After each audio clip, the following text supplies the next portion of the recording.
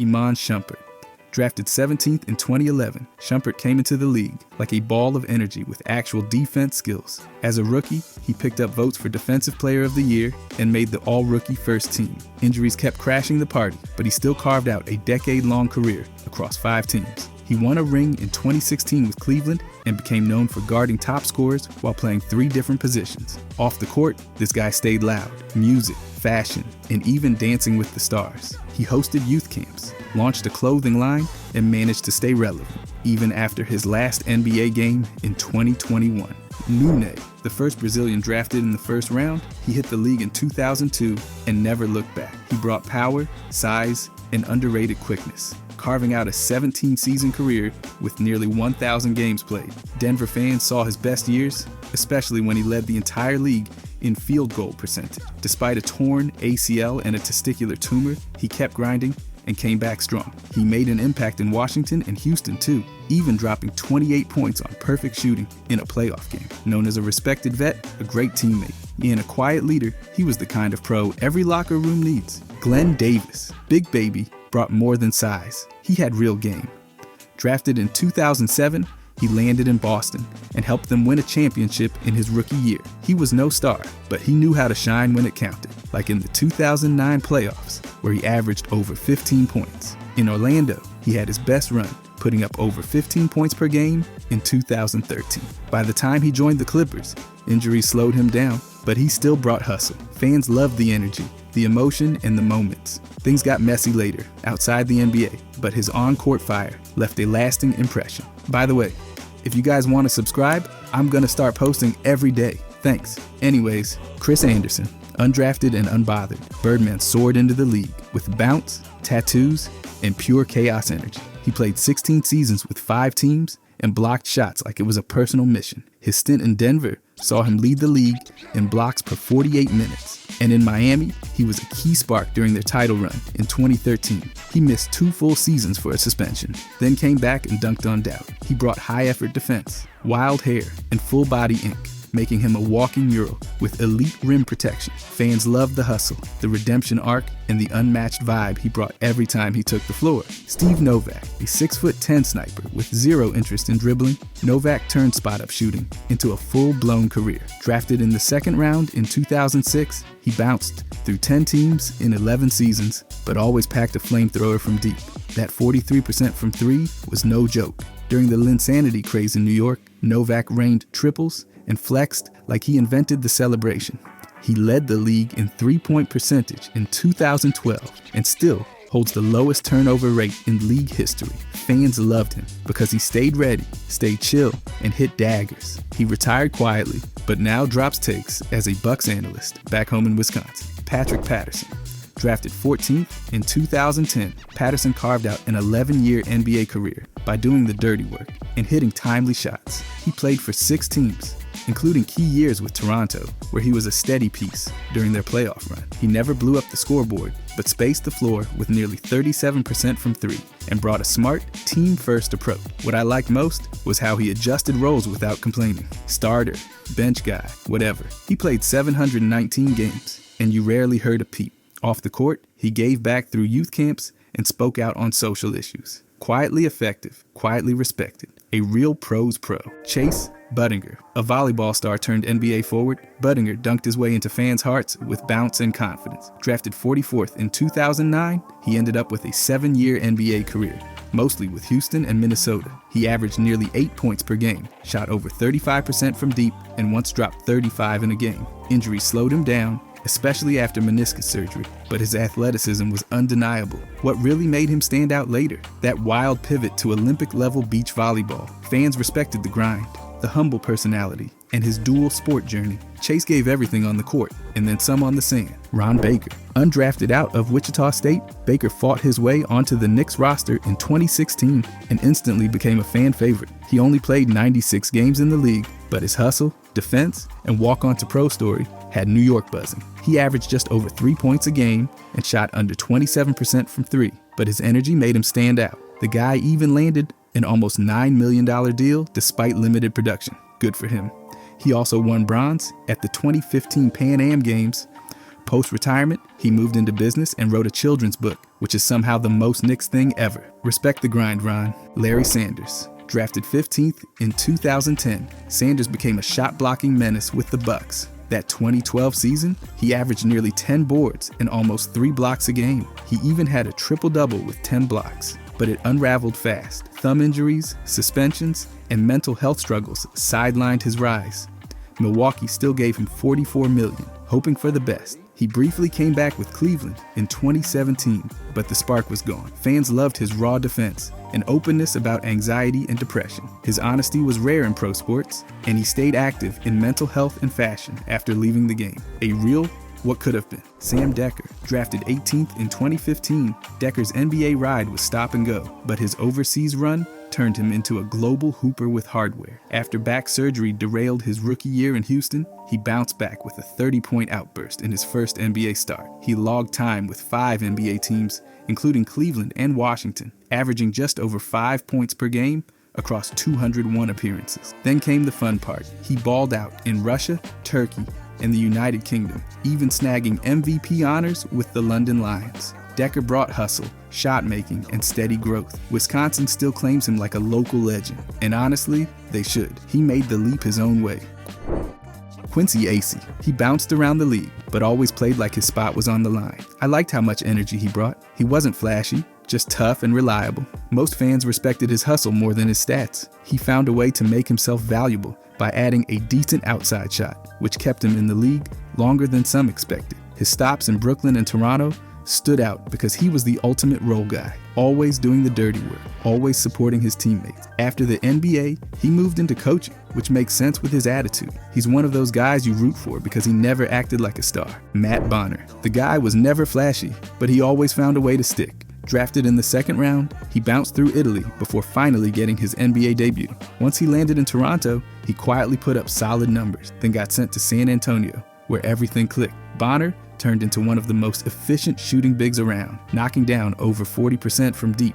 He wasn't out there swatting shots or flying around, but his fit in the Spurs system was perfect. He played in nearly 800 games and helped grab 2 titles. And yes, he really did a sandwich review series during road trips. Total wildcard move. Greivis Vasquez. He brought size, flair, and confidence to the point guard spot. Coming out of Maryland with big-time accolades, he entered the league as the first Venezuelan ever drafted. His early years in Memphis were quiet, but once he landed in New Orleans and later Toronto, he really started cooking. That 9.5 assists per game stretch was wild for a guy his size. His passing vision and ability to control tempo made him a fun watch.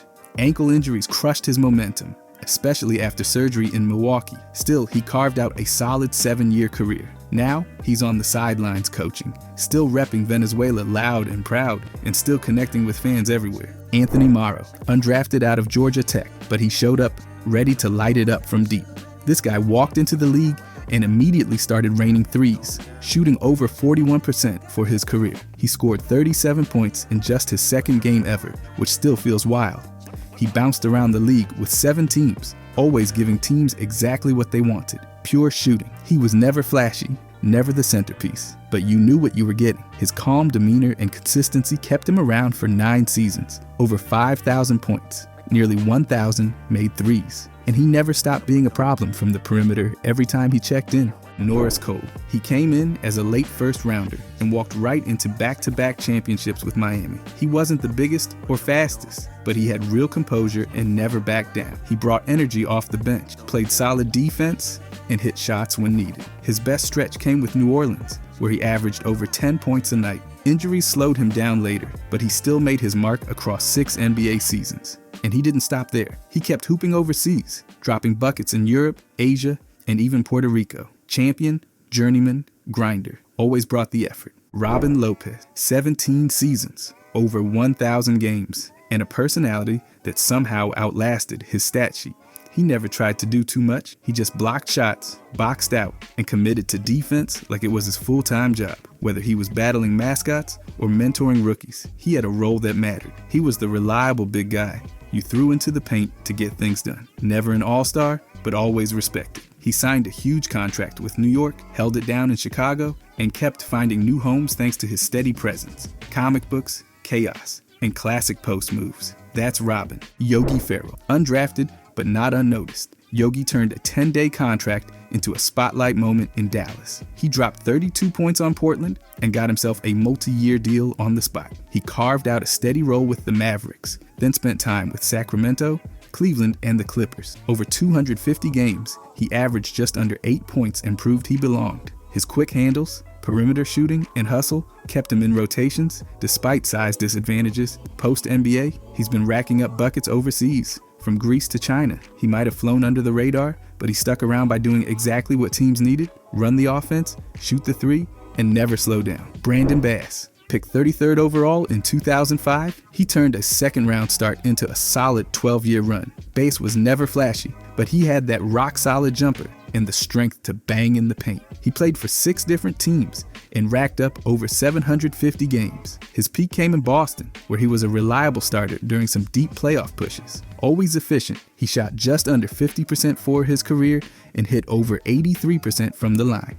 He didn't talk much, just showed up and got buckets. After the NBA, he played in China and Egypt, still bringing that same mid-range fire. Pero antes, he showed up in Atlanta at 31, already a proven EuroLeague champ. Not your typical NBA big, he stretched the floor and played with that veteran toughness. In just over 100 games, he averaged around 6 points and 3 boards. But it was the grit and shooting that kept him in the mix. He played his role without drama, hit timely shots, and gave the Hawks lineup flexibility. After 2 seasons, he went back to Europe and picked up right where he left off. On top of all that, he captained North Macedonia's national team, leading them to a surprise 4th-place Eurobasket finish. A short NBA stay, but a respected one. Ben, coming out of Kansas, expectations were high, and while he never became a star, he stuck around for nearly a decade. He brought bounce, a solid jumper, and that smooth release that teams kept calling for. He had his moments, dropping 31 on Phoenix, draining threes in Houston,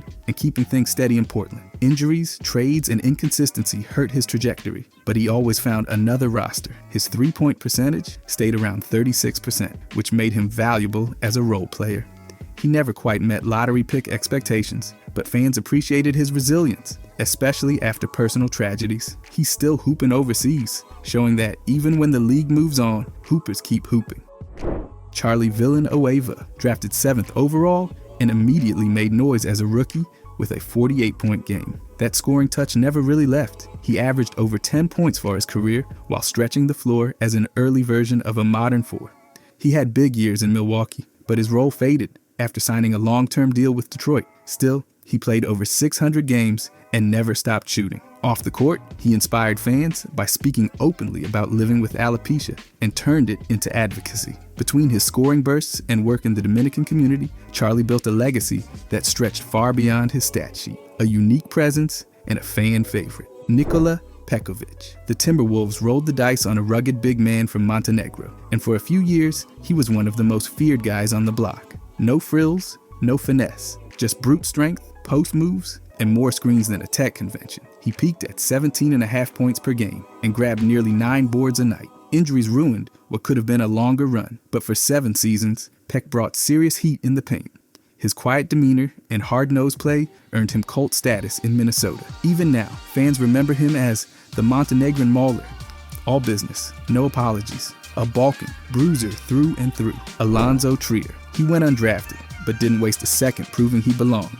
Trier burst onto the scene with New York, earning a standard contract in just 2 months. That rookie year, he averaged nearly 11 points, while shooting just under 40% from 3. Fans ate it up, especially after he dropped 31 against Houston. They called him ISO Zoe for a reason. His second season saw fewer minutes, and he was waived in 2020, but that didn't stop him. He popped back up in the G League and kept grinding. His scoring instincts were never the issue. It was always about fit. Love him or not, Trier gave the Knicks something to cheer about during rough seasons. Dwayne Bacon, drafted in the 2nd round but carried himself like a 1st rounder. He showed early flashes in Charlotte, giving them some needed scoring off the bench. His best run came in Orlando, where he averaged almost 11 points and dropped a career-high 28 against his former team. While he wasn't the most efficient shooter, he played hard, attacked the rim, and always looked to get buckets. Fans appreciated the grind. Post-NBA, he didn't slow down, winning titles in France and Greece, then taking his game to Russia. From Florida high school legend to Eurocup champ,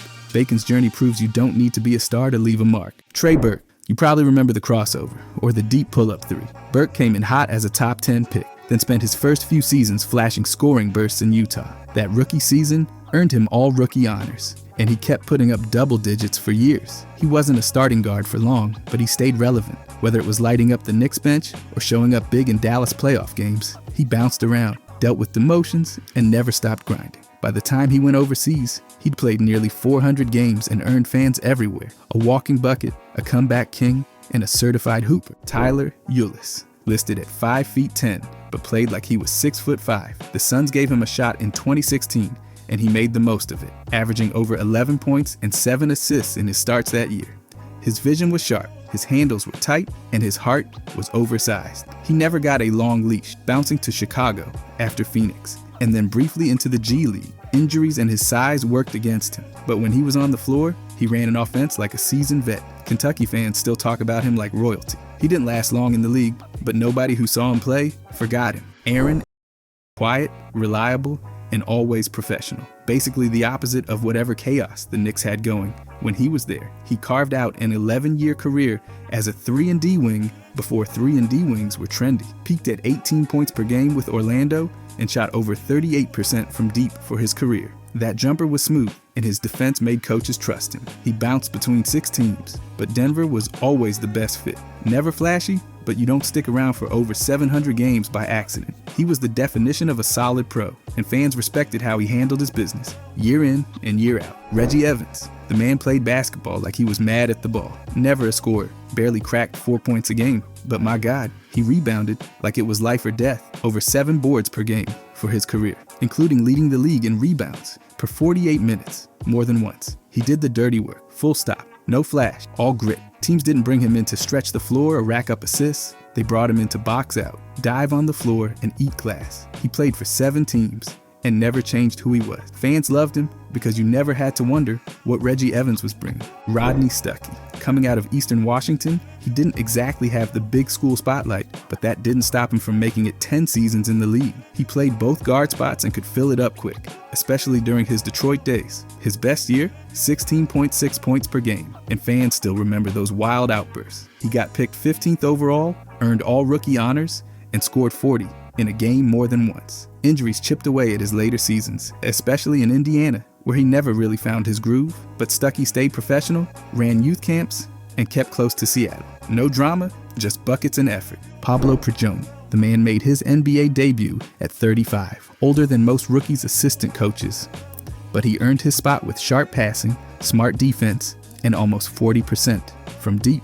His Knicks run was his peak, setting the rookie team record for threes and starting almost half the games one season. Scoring was never his main thing, but he knew how to run an offense and pester ball handlers. After a quick stop in Houston and a short Clipper stint, he went back overseas. He's coached in both the EuroLeague and NBA, and fans in Argentina still see him as part of that golden group, undrafted, overlooked, but always respected for how he played. Marshon Brooks. He came in hot, dropping over 12 points a game as a rookie and earning all rookie honors during a forgettable stretch for the Nets. That 27-point night had fans buzzing, but things got bumpy quick. He bounced from Boston to Golden State, then the Lakers, barely sticking anywhere. After vanishing from the league, he clawed his way back in with Memphis, dropping 24 in a game just to remind people he could still score. His defense, not exactly his strong suit, but the guy stayed confident, played hard, and built a solid overseas career. China loved him. Italy's still watching him. He never quit chasing buckets, no matter how many doors shut. Festus Ezeli. He didn't even pick up a basketball until he was 15, and 5 years later, he was a first-round pick. That alone had people rooting for him. His best year was with the Warriors in 2015, putting up 7 points, over 5 boards, and a block per game. He helped anchor the defense off the bench during that title run and brought serious rim protection. But injuries hit hard. He missed a full year with knee issues, signed a big deal with Portland, and never played a single game for them. He tried a G League comeback in 2021, but the knees didn't hold up. Still, that grind from Nigeria to champion? Legendary effort. Chris Copeland. He spent 6 years hooping overseas before getting a shot with the Knicks at age 28. When he finally did, he dropped 33 in a game and shot almost 43% from deep as a rookie. Fans loved his energy, his hustle, and the fact that he didn't waste his shot. His time in Indiana and Milwaukee was less flashy, and a stabbing incident in 2015 cut things short. He bounced back and even kept playing internationally. The guy made it from undrafted to starter, got buckets, and gave underdog fans someone to cheer for with pride. Alonzo G, undrafted, bounced around early, but once he hit Cleveland, he made noise. In 2012, he averaged over 10 points, 5 boards, and was grabbing steals like snacks. He had bouncy dunks, played physical defense, and made fans believe hard work could get you there. He got a decent deal from Denver, but that production faded fast. He ended up playing for 7 different NBA teams, plus stints in Poland, Puerto Rico, and Australia. Not flashy, not a star, but every coach loved his grind. He was a glue guy on bad teams, a hustle guy everywhere else, and a regular in highlight reels for those posters. Steve Blake. He played for 8 teams across 13 seasons and somehow still felt like the same guy everywhere. Steady, smart, and completely unbothered by flash. His game was all about control, dropping dimes and hitting spot-up threes at nearly 38%. He won a national title at Maryland, but never got close in the NBA, unless you count running point for late-era Lakers teams held together with tape. His best stretch came in Portland, where he played 3 separate times like a human boomerang. Never a big scorer, but coaches loved him for knowing when to pass and when to get out of the way. He finished with 870 games and the respect of every teammate. Gerald Henderson. He came in with athleticism and Duke polish, and for a while, he looked like the guy to lead Charlotte through the wilderness. He averaged double digits for 5 straight seasons, even dropped over 15 points a night at his peak. His jumper was solid, his drives explosive, and he played real defense on the wing. After 6 seasons in Charlotte, he did 1-year stints in Portland and Philly, then vanished from the league. Injuries played a part, but fans always saw him as dependable. Not a star, not a bust, just a pro who always gave effort. Sasha Vujacic. The man had a flair for hitting shots at the weirdest, most clutch moments. He carved out a nice run with the Lakers, winning 2 rings and playing his role as an irritant off the bench. His shooting stroke was smooth, nearly 37% from deep, and he hit free throws like he was allergic to missing. He played almost 600 games, never averaging more than 11 points, but always ready when called. After the Lakers, he bounced to New Jersey, the Clippers, then the Knicks, with a couple overseas stops in between. Always a little chaotic, always fiery, and somehow always ending up in key moments. John Henson. He spent most of his 8-year career swatting shots and dunking everything in sight. Milwaukee loved his length and timing. He averaged 1.5 blocks and shot over 55% from the field. He never stretched the floor, but fans didn't care. He was the kind of big who protected the rim and stayed in his lane. His best season came early, with over 11 points and 7 boards a game. Injuries started stacking up, and his role shrank fast in Cleveland and Detroit. But UNC fans cheered him on, and Milwaukee still gives him props for anchoring the paint during the early Giannis years. Not flashy, just tough, and always dependable. Tony Wroten. He brought chaos, sometimes glorious, sometimes confusing, always entertaining. He played 4 seasons and packed them with flair, especially in Philly, where he put up over 16 points a game one year and looked like a cornerstone for 5 minutes. He couldn't shoot threes, but he drove hard, played fast, and pulled off passes that didn't make sense unless they worked. That ACL injury crushed his momentum, and he never really got back. Still, 76ers fans remember the energy during the dark process days, and Seattle fans still ride for him. If nothing else, the dude never played it safe, and that made him unforgettable. Ramon Sessions. 11 years, 8 teams, and one of the smoothest stat lines for a second rounder. He scored in double digits for his career, ran offenses without fanfare, and once dropped 44 points in a game like it was no big deal. He hit 24 assists in another. Coaches trusted him, and teammates leaned on his consistency. He never stuck anywhere long, but he always found a way to contribute, especially in Charlotte, Cleveland, and Washington. No drama, no nonsense, just a pro doing work. Myrtle Beach still reps him hard, and fans remember him as one of the league's most underappreciated floor generals. Steady hands, smart plays, and respect from everywhere he went. Alexei Shved. He hit the NBA with flair, passing wizardry, and a shot that was either pure magic or total chaos. His rookie year in Minnesota showed flashes, averaging nearly 9 points and 4 assists, and fans liked the unexpected chemistry with Ricky Rubio, but his production dipped fast, and he bounced between 4 teams in 3 seasons. Then boom, he dropped almost 15 points a game in 16 outings for the Knicks, turning into a short-lived Colt hero. He declined their offer and jetted back overseas, where he went full superstar. Top scorer in Europe, Olympic bronze medalist, and Russian basketball icon. He never stuck in the NBA, but he left fans with moments worth remembering. Solomon Hill. Not flashy, not loud, but you always knew when he was on the floor. He did the dirty work, defense, hustle, spot up threes, and coaches loved him for it. He had one full season as a starter with Indiana, averaging almost 9 points a game, and parlayed that into a 4-year deal from the Pelicans. Injuries hit hard, but he kept coming back. He even made the finals with Miami in 2020, playing meaningful minutes off the bench. He was the type of guy who'd guard 3 positions,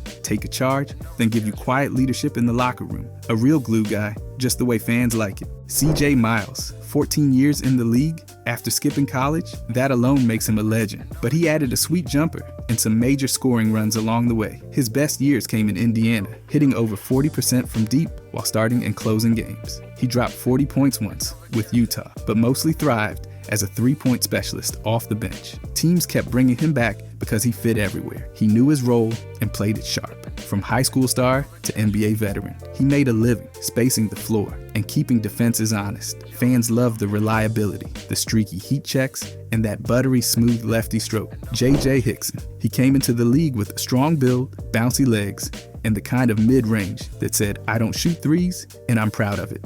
Cleveland drafted him in the first round, and early on, he was snagging rebounds and dunking like he'd just been insulted. His peak was around 10 points and 7 boards per game. And while he didn't stretch the floor, he did punish it. Portland saw the best of him statistically, but Denver gave him a longer run. He wasn't flashy, just solid inside scoring and hustle. After bouncing around, he left the NBA quietly, but fans still remember that one glorious 31-point game against Chicago. Tyler Hansbrough. You knew he was going to foul somebody within 2 minutes of checking in, and somehow that was endearing. He was chaos in sneakers, diving after everything, like the ball owed him money. Drafted after an iconic run at North Carolina, he never quite found that same dominance in the pros. He gave Indiana a solid bench enforcer, and fans loved the relentless energy. You weren't getting finesse, but you were getting elbows and effort. He never had a breakout season, but he carved out years in the league by just outworking people. The guy was a walking charge call. Jared Dudley. No one ever paid to watch him warm up,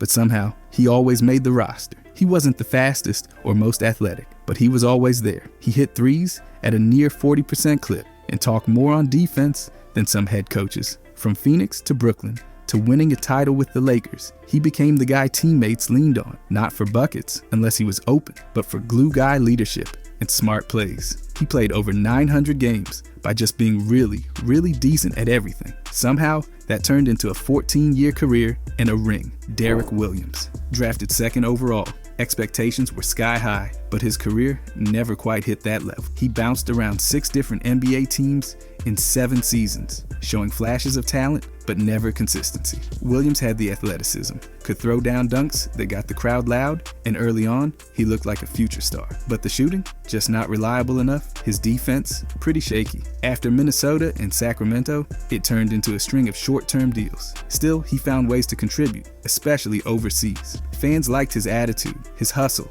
and how he stayed involved in the community. For a role player, he definitely left a lasting impression. Marcus Thornton. Picked in the second round, Thornton made noise right away with 14.5 points per game as a rookie. He wasn't just a spark, he could flat out score. His best stretch came with Sacramento, where he dropped over 18 a game in his first full season. That 42-point explosion in 2014, wild. His shot was legit, hitting over 36% from deep in his career. He bounced around a lot. Boston, Phoenix, Houston, Washington, Brooklyn. But that microwave scoring stuck with him. The defense? Yeah, not great, but his story's what hit hardest. From junior college to NBA starter, he fought for it. Fans in Louisiana never forgot. Shane Larkin. At just 5'11", he had to scrap for every chance he got, but the guy had speed and court vision that popped. After bouncing between 4 teams in 4 seasons, his best run came in Brooklyn, where he averaged over 7 points and 4 assists per game. He even dropped 14 dimes in a game once. The defense wasn't exactly his strength, but his energy was constant. His time in Boston included a playoff run, but it was overseas where he really blew up. 2 EuroLeague titles, a Turkish League MVP, and a national team spot. Yeah, he made noise. From son of a Hall of Famer to EuroLeague star, Larkin made his own mark. Jordan Farmer. Hometown guy turned 2-time champ, Farmer gave Lakers fans exactly what they love. Speed, swagger, and threes off the bench. Drafted 26th in 2006, he carved out a 10-year run with stops in New Jersey, Memphis, and even the Clippers, though that one didn't last. His best seasons came early with Los Angeles, where he played real minutes in back-to-back title runs. He never put up huge numbers, but the guy knew his role. With a career average of nearly 8 points and close to 3 assists, he delivered when called on, tossing 37% shooting from deep and solid defense hustle, and fans respected the grind. If you enjoyed this, I'm going to be posting a lot here. I would greatly appreciate it if you could subscribe. Thanks for watching.